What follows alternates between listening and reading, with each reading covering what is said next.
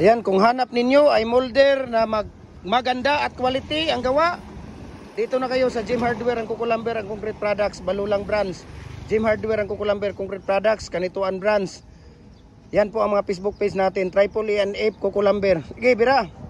Tapos yung ating personal Facebook account, Felix Tan Pagikan Jr. Ang ating Instagram account, Felix_Pagikan 2000. Ayan, no. 2 bunot, 2 angat, 4 kaagad, 8 kaagad, di ba? Kita ninyo. Ayan. So, follow na po kayo sa ating YouTube channel, no? Jim Hardware ang Kukulamber ang Concrete Products. Ayan.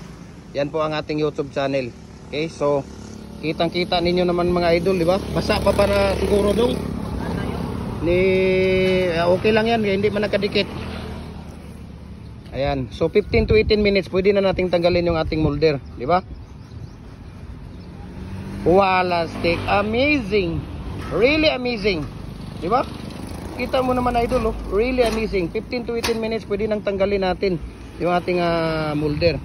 So nagko-customize tayo ng mga molder 4x4, 5x5, 6x6, RCPC5, culvert, decorative, hollow blocks, lahat po ng mga concrete products natin, no? We can ship nationwide, Luzon, Visayas, Mindanao. Walang problema. Okay? So ano pang hinihintay ninyo? Just message me, private message para share ko sa inyo ang price list sa shipping details. God bless and mabuhay po tayong lahat.